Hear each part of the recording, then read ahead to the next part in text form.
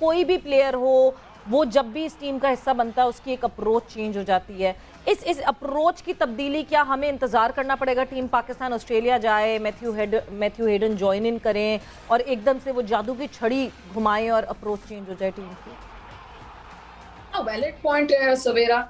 ऐसा ही लगता है कि प्लेयर जब डोमेस्टिक खेल रहा है, नेशनल T20 खेल रहा होता है, यही प्लेयर्स एग्रेसिव खेल रहे होते हैं। उसमें तो एक रीजन तो ये है कि डोमेस्टिक और इंटरनेशनल के प्रेशर में फर्क है। दूसरा ये रीजन है कि शायद इनको जो पीछे से मैसेज मिलता है, जो रोल डेफिनेशन मिलती है, वो शायद इसी किस्म की है कि एक तरीका कार जो इनको पहले जो समझा के भेजा जाता है, उसी के तहत वो खेलते हैं। और पिछले भी प्रोग्राम में मैंने एक बात की कि जब इनका बल्ला आता है तो बड़ा अच्छा फ्लो में आता है, लेकिन लगता है एकदम आके रुक जाता है। ऐसा लगता है कि ये चौका छक्के मारने के फ्लो से आ रहा है बल्ला और एकदम यहाँ आके डेड बैट कर लेते हैं और सिंगल डबल में उसमें लग जाते हैं ख्यालात में। तो उसकी ये भी एक रीजन हो सकती है कि माइंड में शायद पीछे से ये चल रहा होता है कि यार अगर मैं आउट हो गया तो फिर मुझे ड्रॉप ना कर दें, या फिर ये हो सकता है कि प्रेशर का फर्क है, या फिर तीसरा जो आपने पॉइंट आउट किया कि अप्रोच का फर्क शायद इसलिए नजर आ रहा है या इंटेंट कम नजर आ रही है कि शायद पीछे से ये कहा गया है। और जब कोई किस चीज का डर होता है इन लड़कों को? मतलब बेंच है नहीं, तो हमारे पीछे बेंच है नहीं, हमारे चेयरमैन साहब कहते हैं हमारे पास टैलेंट है नहीं, हमने तैयार किया जिन लड़कों को उनको लाके खिलाया तो वो उस पार पे उस लेवल पे नहीं थे। तो इन लड़कों को डर किस बात का है? वो तो पीछे जब बेंच हो या ये हो ना कि ऑन दी टोज हो लड़के, नहीं जी कि नहीं मैं अच्छा परफॉर्म नहीं करूंगा तो कोई और मेरी जगह ले लेगा, वो तो है ही नहीं। इस बात का डर तो मेरे ख्याल से टीम इंडिया के लड़कों को सबसे ज्यादा होना चाहिए कि उनकी बेंच ही बेंच है इतनी ज्यादा।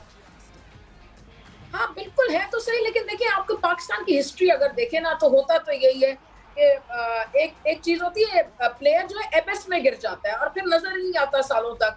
अब जैसे कि मैं किसी से डिस्कशन करी थी कि अगर इस दफा शान मसूद फेल हो गया या नहीं चल सका तो फिर तो छुट्टी खत्म, यानी कि उसका करियर, फिर वो काउंटी में कप्तानी करे या जो भी करे।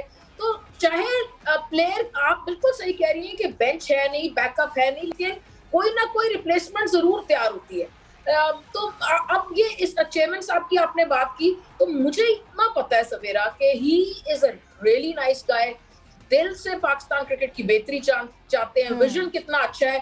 अभी आप ये देखें, ये जूनियर लीग शुरू की है, इसमें आपको कितने ऑलरेडी अभी मतलब में 5-6 दिन हुए हैं, आपको 4-5 अच्छे बैटर्स नजर आ गए, 2-3 अच्छे बॉलर्स नजर आ गए। लेकिन देखिए चेयरमैन की जिम्मेदारी तो ये नहीं है ना कि जब प्लेयर टीम में आए तो उसकी रोल डेफिनेशन भी चेयरमैन करे।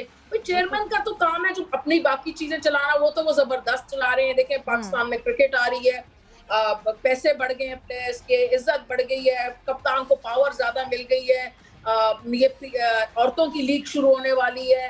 कितने अच्छे काम किए उन्होंने सिर्फ 1 साल में। अब ये तो मैनेजमेंट की थिंकिंग है ना, वहां भी वो कोशिश तो कर रहे हैं लेकिन थोड़ी सी जल्दी करनी चाहिए थी कि किसी ऑस्ट्रेलियन कोच को ले आए या किसी फॉरवर्ड थिंकिंग इंटेंट वाले एग्रेसिव कोच को ले आए। ये सकलैन की बस की बात नहीं, मैं आज साफ ही कह देती हूं। बिल्कुल। और लीना बिल्कुल, तो ये जब फॉरेन कोच आएगा तो उसकी इंटेंट ही दूसरी होगी। आई थिंक ये बहुत एग्जैक्टली मैं यही पॉइंट अगला जो रेस करना चाह रहा था, इस डिस्कशन में लाना चाह रहा था लीना। टेक्निकली जो टीम है वो आपको ऐसा लगता है कि हम we are below par? I mean of course all due respect to players like Babar, बल्कि कल लाला के साथ हम बैठे हुए तो लाला हमेशा ये कहते हैं कि यार सिर्फ बाबर को ब्लेम ना करो, ड्रेसिंग रूम में तुम्हारे पास सकलैन जैसा बंदा बैठा हुआ है जो अपने जमाने का बहुत इंटेलिजेंट बॉलर था, और मोहम्मद यूसुफ अपने ज़माने का ज़ाहिर है ग्रेटेस्ट बैट्समैन में से वो थे। ये पूरी आपका जो थिंक टैंक होता है ना, ये उनकी कॉल्स होती है। हम कल के मैच की बात कर रहे थे कि भाई पाकिस्तान ने इंटेंट शो की बिल्कुल, लेकिन भाई वो विकेट इंटेंट शो करने वाली नहीं थी। आपको अंदाजा हुआ कि भाई उस विकेट पे स्पिन बॉल जो है वो ग्रिप कर रहा है, सिंगल डबल लो ट्रिपल लो, इतना बड़ा ग्राउंड है, ट्रिपल भी बन सकते थे। हमारी जैसी खेलने की थी वो तो हमें वहां पे एडवांटेज मिलना चाहिए था। हमने कहा नहीं जी ये तो हम इस विकेट को तो हम जी यहाँ छक्के मारेंगे सारे जाके, और माशाल्लाह मैं कहा 5 या 6 खिलाड़ी एक ही तरीके से आउट हुए पाकिस्तान के, बॉल खड़ी कर दी, बाउंड्री पे कैच हो गया, जो भी था सिलसिला। फिर अगर हम बॉलिंग की बात करें, न्यूजीलैंड ने दूसरे ओवर से गलबन स्पिनर लगा दिया, 13 ओवर्स उन्होंने फिकवाए, हमारे जो है वो छठे या 7वें ओवर में जाके स्पिनर लेकर आए। टेक्निकली जो है I think we are missing the plot Leena. और बिल्कुल आई एग्री विद यू कि जब तक कोई I mean it's unfortunate as well ये कहना कि यार कोई गोरा आएगा तो हमारे मसले हल करेगा, मिकी आर्थर किस्म का कोई बंदा आ जाए तो शायद हो सिलसिला। लेकिन इस चीज़ का ब्लेम भी तो फिर चेयरमैन को लेना पड़ेगा ना, कि वो टीम मैनेजमेंट भी तो वही डिसाइड कर रहे हैं।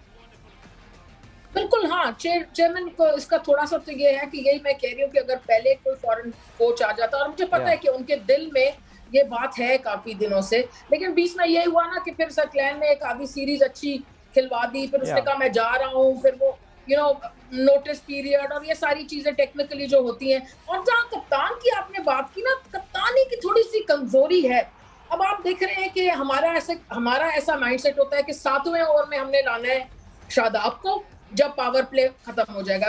पावर प्ले में 1 ओवर हमने कराना है नवाज से, फिर उसको भेज देना है।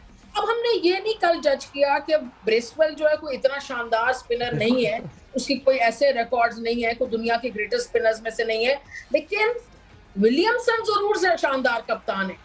तो उसको पता था कि उसने ब्रेसवेल को कैसे यूज करना है, उनकी होम विकेट है, उन्होंने बेहतर यूज की। हमने सिर्फ ये सोचा क्योंकि इंटेंट का प्रेशर इतना पड़ रहा है कि इंटेंट दिखाएं, एग्रेशन और इंटेंट, और ये वर्ड्स फिल्टर कर रहे होते हैं मैनेजमेंट के, कोच के, कप्तान के दिमाग में। तो उसने कहा जी आज हमने इंटेंट दिखानी है विदाउट सीइंग द विकेट। और सेकंड इनिंग्स में आपको नजर भी आया कि ये 180-190 वाली विकेट है, बॉल भी बेहतर आ रही थी बल्ले पे। तो कुछ थोड़ा सा भी इनएक्सपीरियंस भी कप्तानी का है, शायद टाइम के साथ ये बेहतर होता जाए, या शायद कोई वाइट बॉल कप्तान अलग हो जाए, टेस्ट का अलग हो जाए, और ये भी मुमकिन है कि टाइम के साथ बाबर की कप्तानी बेहतर हो जाए।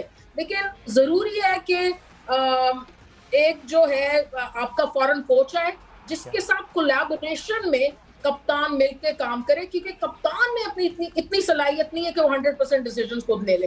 कोलैबोरेशन में किसी फॉरेन प्लेयर के साथ काम करे। और आपने बड़ी इंटरेस्टिंग बात की कि ये बड़ा अनफॉर्चुनेट है कि हर चीज हम फॉरेन उस पर डिपेंड करते हैं।